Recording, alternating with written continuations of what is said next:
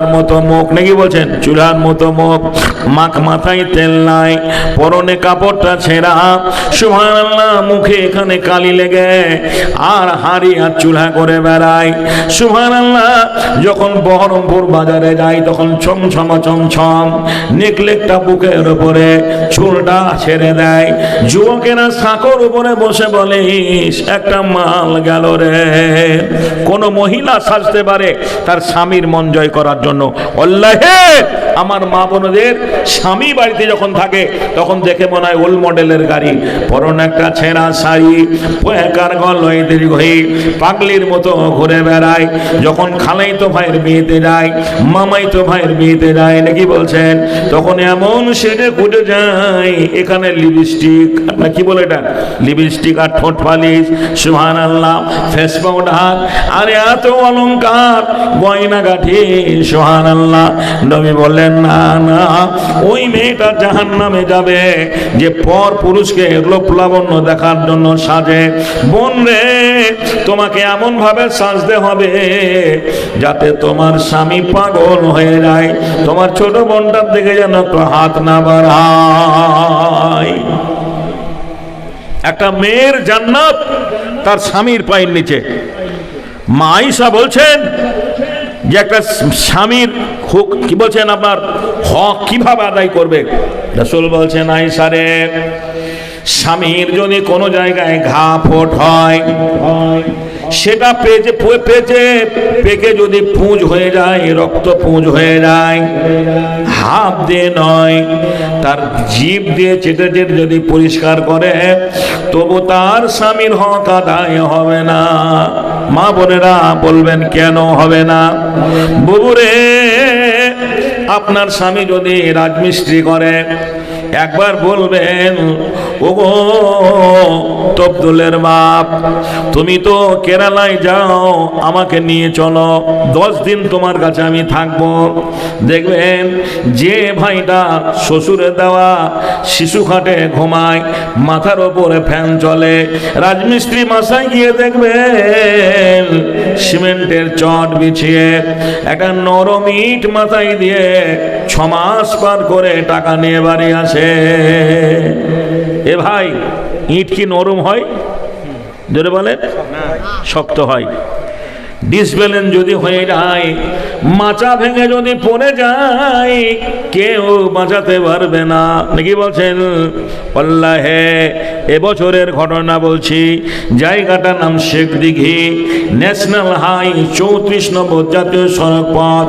সেদিন আমার শিলিগুড়ির মাটিতে জলসা ছিল।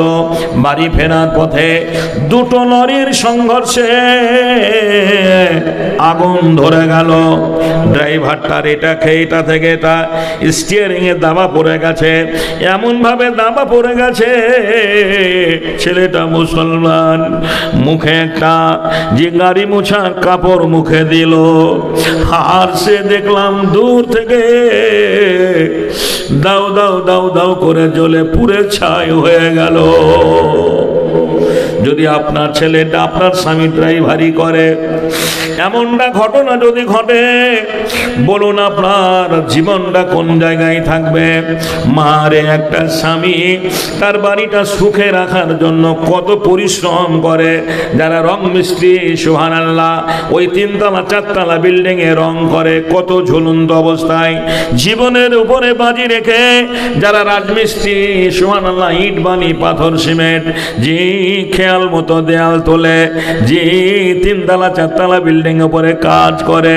ভাই গো, আল্লাহর নবী এর জন্য বলেছেন, একটা মেয়ের জান্নাত তার স্বামীর পায়ের নিচে। আমি ভগবান গোলা থেকে জালসা করে বাড়ি চলে এসেছি, নদী পার হয়ে গেছি। কমিটি ফোন করছে রাত 2টোর সময়, জি মৌলানা কতদূর পৌঁছালেন?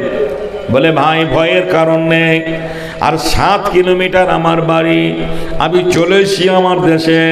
বলছে মৌলানা আপনি 3.5 ঘন্টা আজকে বক্তব্য রাখলেন, পাগল করা বক্তব্য, কিন্তু আপনি যে বক্তব্য রেখেছেন, আপনার বক্তব্যে আমাদের গ্রামের পশ্চিম পাড়ায় একটা বাড়ি পুরে ছাই হয়ে গেছে, কেউ বাঁচাতে পারেনি, সারা রাত জাগা মানুষ। বলে ভাই আমি তো আগুন লাগাইনি, কিভাবে পড়লো? বলে আপনি বলেছেন মেয়েদের জান্নাত স্বামীর পায়ের নিচে। ওর স্বামী পাটের ব্যাপারী, গ্রামে গ্রামে ঘুরে ঘুরে পাট কিনে, ঘরে পাট, খাটের নিচে পাট, খাটের ওপরে পাট, বিছানায় পাট, পাট রাখার জায়গা নেই, পাটের ওপরেই শুয়েছিল।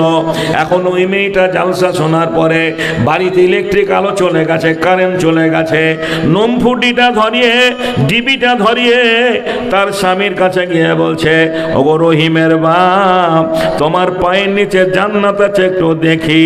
যেই পাটের কাছে নিয়ে গেছে ডিবি নম্ফু, ওখানে পাটের খাঁচাতে আগুন লেগে যে কেউ বাঁচাতে পারিনি, বাড়িটা পুরে ছাই হয়ে গেছে।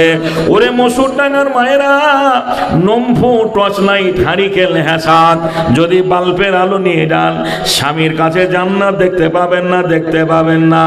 আমি আপনাকে দেখাবো একটা মেয়ের জান্নাত তার স্বামীর পায়ের নিচে। কেমন করে স্বামীর পায়ের নিচে?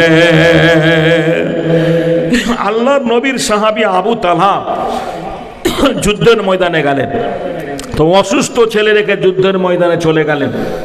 যেদিন যুদ্ধ করে বাড়ি ফিরবে, বড় লম্বা ঘটনা। সেই রাত্রে ছেলেটা মারা গেল। ইন্না লিল্লাহি ওয়া ইন্না ইলাইহি রাজিউন। হায় হায়, আল্লাহর নবী বলেছেন মরতে সবাইকে হবে, কেউ বাঁচতে আসেনি। কিন্তু সুবহানাল্লাহ, কেউ মারা গেলে পুরুষের চাইতে মেয়েরাই বেশি সুর করে করে কাঁদে, অথচ কেউ মরলে কাঁদতে নিষেধ আছে, কেউ মারা গেলে কাঁদতে নিষেধ রয়েছে। আচ্ছা আপনাদের দেশের মেয়েরা সুর করে করে কাঁদে না, কাঁদে না? জি, এই ৪৯ পাড়া থেকে একটা ছেলে সাইকেল নিয়ে খবর নিয়ে এলো, বললে বুবু জি নানা মারা গেছে। সুবহানাল্লাহ।